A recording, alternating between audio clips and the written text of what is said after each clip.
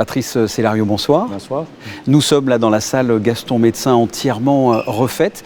On vient d'assister à une visite guidée. Quel était concrètement l'objectif de cette rénovation, j'ai même envie de dire de cette reconstruction? L'objectif, c'était de passer d'une salle dont la conception relevait des années 80, donc avec bien évidemment des normes sportives et techniques complètement dépassées, à une salle répondant aux exigences du niveau de compétition qu'est celui de l'Euroleague, puisque la Roca Team nous fait le plaisir d'évoluer à ce niveau-là. Donc une augmentation de la capacité, mais pas seulement, une mise au niveau de l'éclairage, de la technique pour la télé, en fait de l'ensemble des constituants de la salle. On est dans les normes là pour l'Euroleague, pour participer à l'Euroleague? Oui, nous sommes dans les exigences, on répond aux exigences que nous avait fixées l'Euroleague. Ça n'a pas été simple, bien évidemment, puisque vous imaginez que la transformation de cette salle est complexe à concevoir et à réaliser. Ça a été une véritable prouesse, hein. Ça a été fait en 13 semaines, je crois. 13 semaines d'activité sur le site, puisque, bien évidemment, on ne pouvait pas travailler pendant que la Roca Team jouait et elle a terminé son championnat de la saison passée le 20 juin. Quel était le cahier des charges, esthétique notamment? Qu'est-ce que vous vouliez comme salle? On voulait une salle qui change l'image de la précédente, donc avec le souhait de rapprocher le public des joueurs, ne pas mettre de barrières, donc il n'y a plus de murs verticaux qui étaient les petits murets de séparation des tribunes, avoir en fait une rangée de gradins à pente quasiment unique, des gradins répartis tout autour de la salle, donc vraiment une ambiance d'aréna et non pas simplement de tribunes de part et d'autre des quatre côtés du terrain. C'est l'exploit qui a été réalisé en quelques semaines par les équipes que je tiens à remercier et à saluer.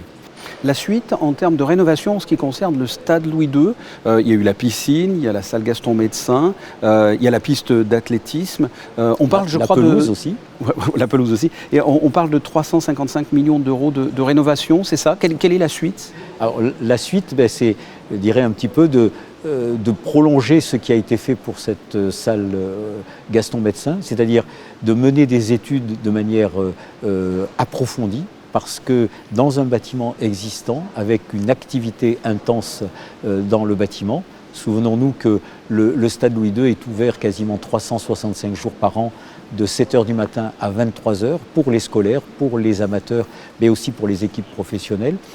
C'est compliqué d'arriver à agencer une programmation de travaux. Donc il faut étudier cela dans le détail, de manière à pouvoir ensuite démarrer des travaux et pouvoir les faire dans un temps le plus contraint possible, le plus, je dirais, ramassé, de manière à être une gêne la moins conséquente qui soit par rapport aux activités du stade.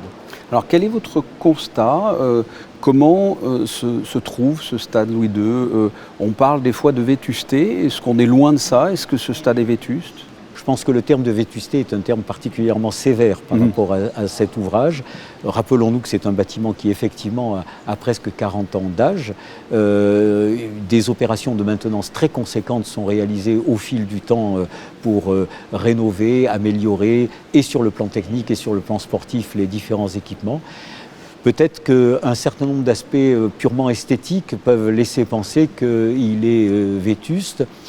C'est vrai que la priorité, durant toutes ces années, ça a été de maintenir l'outil en fonction, l'outil pour les scolaires, pour les amateurs, pour les équipes, et pour pouvoir accueillir des compétitions de premier plan. Le stade n'a quasiment jamais cessé de fonctionner en 37 ans, et cela, je pense, relève assez un peu de l'exploit qu'il convient de saluer. Et le terme de vétusté par rapport à cet exploit est peut-être un peu sévère. Alors il y a des choses qui sont à faire, il y a tout un programme de restructuration, de rénovation. L'expérience nous montre qu'à vouloir aller trop vite, on risque d'abord de ne pas bien faire, donc de devoir refaire ensuite, d'une part, et deuxièmement, on risque d'être plus perturbateur que, en fait, améliorateur.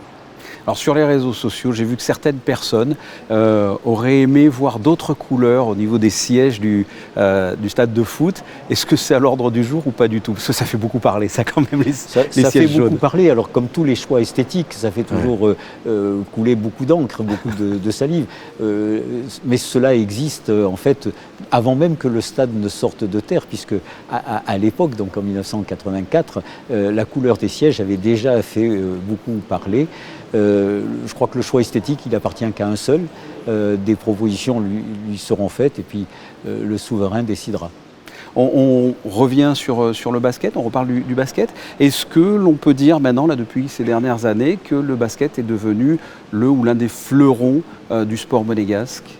Bien évidemment, lorsque des équipes brillent dans les championnats, que ce soit au niveau français ou au niveau européen, on ne peut qu'être porté par la vague.